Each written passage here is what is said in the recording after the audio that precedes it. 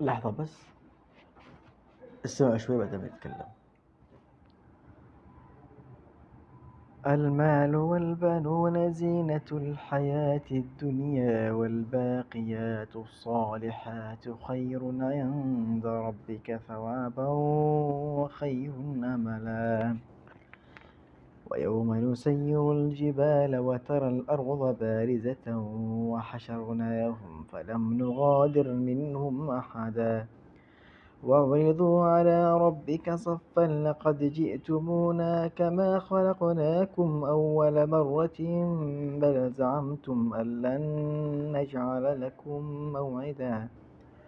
ووضع الكتاب فترى المجرمين مشفقين مما فيه ويقولون يا ويلتنا ما لهذا الكتاب لا يغادر صغيرة ولا كبيرة إلا أحصاها ووجدوا ما عملوا حاضرا ولا يظلم ربك أحدا. لا، أنا مو أقول لكم إنه أنا أقرأ قرآن أو تقول ما شاء الله هذا إنسان يمشي هكذا ويقرأ قرآن. متى آخر مرة قرأت قرآن؟ الجمعة اللي فاتت، يمكن الجمعة اللي فاتت صح؟ أو استغفر الله قد يكون في رمضان اللي فات أو قبل 4 أيام، وقد تكون قرأت قبل قليل وقد تكون قرأت قبل شوية. لكن للأسف يعني أشغال الدنيا وللأسف نحن نقول أشغال الدنيا، هذا الشيء الله سبحانه وتعالى يقول فاقرأوا ما تيسر منه. ما يتيسر، قرأ ما تيسر، اقرأ ما استطعت. القرآن الكريم لا تفلته، حتى في الجهاد اقرأ، في الجهاد في الجبهات اقرأ، أي مكان. فما مهم تقرأ جزء أو جزئين، اقرأ حزب. أهم شيء لا تفلت قراءة القرآن.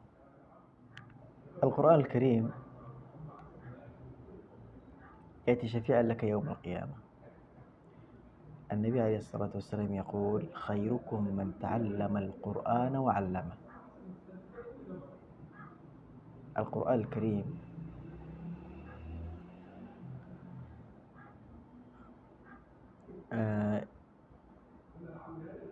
يوضح لك الدنيا بسلاسة، يوضح لك الأمور.